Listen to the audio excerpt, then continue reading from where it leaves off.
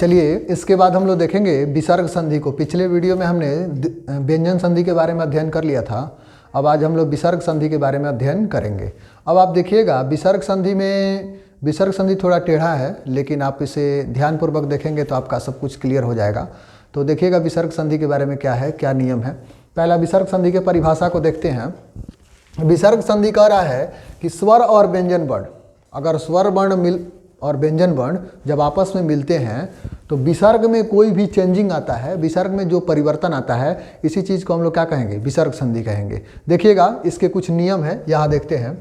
पहला है हसी च, कह रहा है यदि विसर्ग के पहले, ध्यान दीजिएगा विसर्ग के पहले का अर्थ क्या होता है। देखिएगा यानी ये विसर्ग हो गया, यहाँ देख रहे हैं अह जो है ये विसर्ग हो गया। विसर्ग के पहले, विसर्ग के पहले क्या हो, अ, यानी स्वर वर्ण में कौन वर्ण होना चाहिए, अ होना चाहिए। अगर विसर्ग के पहले अगर अ होगा तो क्या होगा, देखिएगा जरा ध्यान से। अगर उसके बाद कोई भी वर्ग हो, माने इसमें द्वितीय तृतीय पंचम वर्ण यर लवा कुछ भी का है, उससे मतलब नहीं है।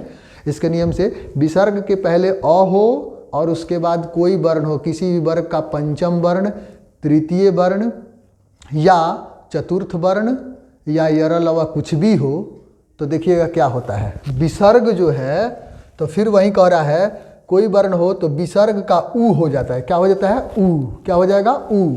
और ऊ जो है यहाँ ध्यान दीजिएगा, यानी विसर्ग के बदले क्या यूज करेंगे, ऊ। और ऊ के बाद देखिएगा यहाँ पे, और ऊ जब अ के साथ मिल जाएगा तो क्या बन जाता है, ओ। मतलब अगर एक शब्द में इसे खत्म करना चाहिए तो देखिएगा यहाँ देखिएगा ऊ जो है वो क्या बन जाता है, ओ बन जाता है। यानी विसर्ग सीधे क्या बन जाएगा, ओ बन जाएगा। कैसे बनेगा देखिएगा, पहले अ होना चाहिए, विसर्ग के पहले अ होना चाहिए, उसके बाद कोई भी वर्ण होगा तो सीधे विसर्ग को आप क्या चीज़ में परिवर्तित कर दीजिएगा, विसर्ग को आप ओ में परिवर्तित कर दीजिएगा। जैसे यहाँ देखिएगा मनः, मनः जोड़ रथः, तो मन में ओ जोड़िएगा तो मनो होगा, तो ये बन जाएगा मनोरथ। क्या बनेगा, मनोरथ।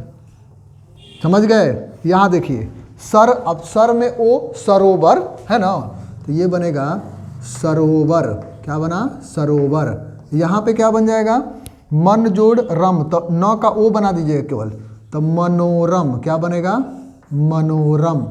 यहाँ देखिएगा तेज जोड़ मय, तो यानी ज का ओकार, तो ते जो मय। क्या बनेगा, तेजोमय। यहाँ देखिएगा पयः जोड़ धरा, तो ये बनेगा पयोधरा।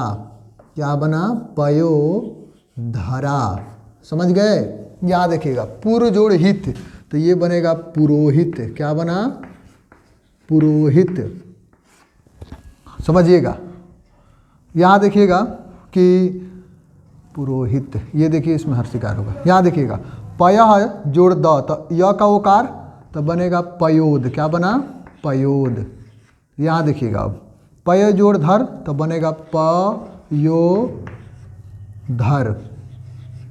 देखिए इस संधि में क्या है कि आपने क्या किया है, अह के बाद अगर कुछ भी रहे तो उसको ओ बना दिए। देखिए मनोरथ, सरोवर, मनोरम, तेजोमय, पयोधरा, पुरोहित, उसके बाद आपको पयोद, पयोधर, है ना, ये बन गया। अब हम देखेंगे यहाँ पे वासरी। अब वासरी का मतलब क्या होता है, इसमें देखिएगा वासरी का मतलब क्या है, विसर्ग के बाद कोई सकार हो। अब देखिएगा सकार का क्या मतलब होता है, विसर्ग के बाद कोई भी सकार हो। सकार मतलब ऐसा शब्द जो स से शुरू होता हो, समझ रहे हैं ना। यानी सकार का अर्थ क्या होगा, कोई भी शब्द जो स से शुरू होगा उसे क्या कहेंगे, सकार कहेंगे।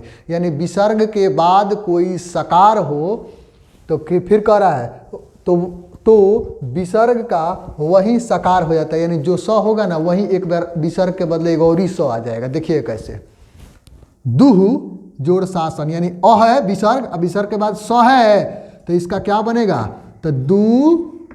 यहाँ पे कौन सा आया है, तालव्य स, तो तालव्य स का आधा तालव्य स आएगा एगो और विसर्गों के बदले।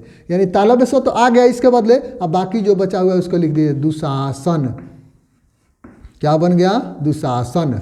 समझ गए। यहाँ देखिए निशब्द के बारे में देखिएगा, नी, तो यहाँ ये भी बन जाएगा नी, और यहाँ देखिएगा स है ना, यानी विसर्ग एक और स बन जाएगा, स शब्द। निशब्द हो गया।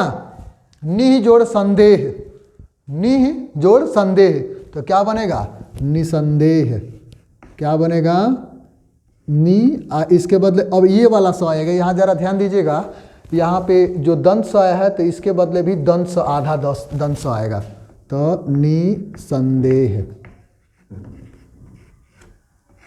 निसंदेह हो गया। यहाँ देखिएगा, अब ये बन गया। अब देखेंगे इसमें स जुसो रूह है ना। अब इसमें क्या करना है? यदि विसर्ग के पहले, फिर वही वाला आ गया नियम, उधर वाला, विसर्ग के पहले अ या आ को छोड़ करके कुछ भी रहे, यानी अ वाला यहाँ देख लिए, यानी अ या रहेगा तो उसको हम लोग ओ बना देते थे। अब यहाँ देखिए अ आ छोड़ करके दूसरा कुछ होना चाहिए। यहाँ देखिए, तो कोई भी स्वर वर्ण होना चाहिए। कौन वर्ण होना चाहिए? स्वर वर्ण होना चाहिए। तो फिर कह रहा है या उसके बाद क्या होना चाहिए? अगर पहले यानी कि विसर्ग के पहले अ आ को छोड़ करके दूसरा कोई स्वर वर्ण होना चाहिए, ई ऊ कुछ भी रहे वो होना चाहिए। अब देखिए, अब बाद में क्या होना चाहिए? तो बाद में वर्ग का तृतीय पंचम कुछ भी रहे वो चलेगा, ठीक है। कुछ भी रहेगा तो देखिए क्या बनेगा, तो विसर्ग जो है वो र बन जाता है। क्या बन जाता है? र। यहाँ पे र बना, अ आ नहीं था तब, और जब अ आ रहेगा तो ओ बन रहा था। यहाँ देखिए, तो यहाँ देखिएगा विसर्ग है, विसर्ग के पहले ई है। क्या है? ई है। और उसके बाद कुछ भी रहे, बोलबे किए हैं, कुछ भी रहे, कोई स्वर वर्ण कुछ भी रहे, तो केवल इसके बदले र, तो नी के बदले र उपयोग करेंगे। तो नी के बदले र कैसे यूज करेंगे? जरा देखिएगा इसको कैसे यूज करेंगे। यहाँ पे क्या कर रहा है? निर जोड़ उपाय। तो निर जोड़ उपाय का मतलब क्या होता है? जरा बताइएगा हमको।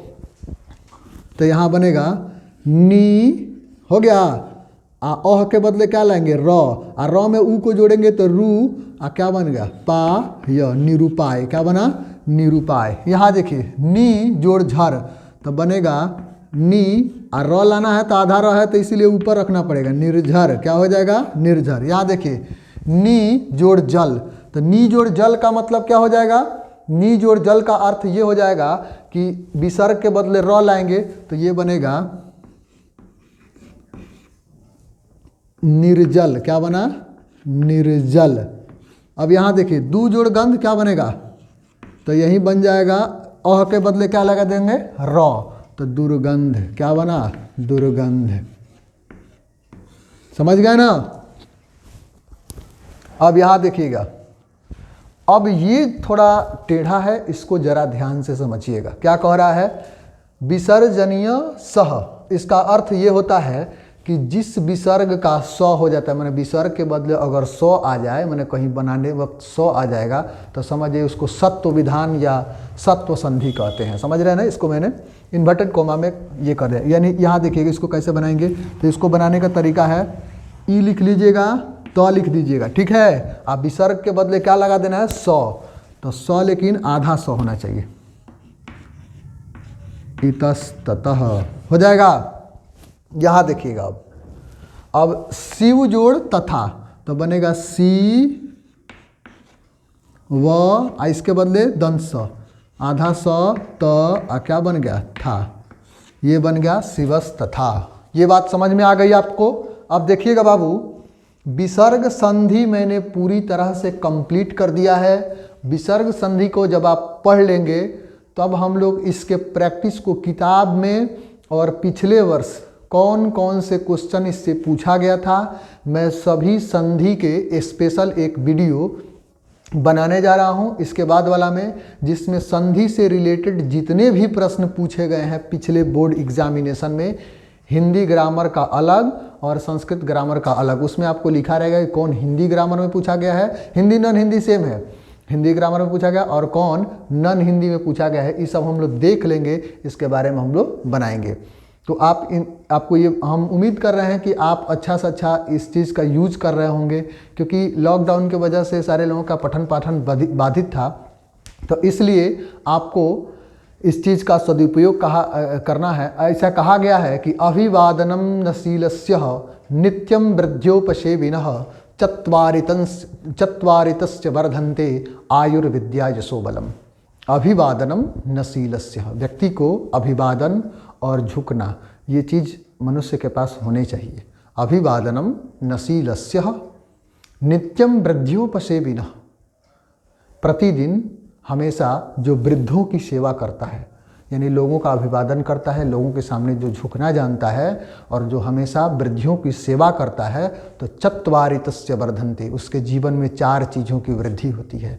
कौन कौन? आयु, विद्या, यश और बल की प्राप्ति होती है।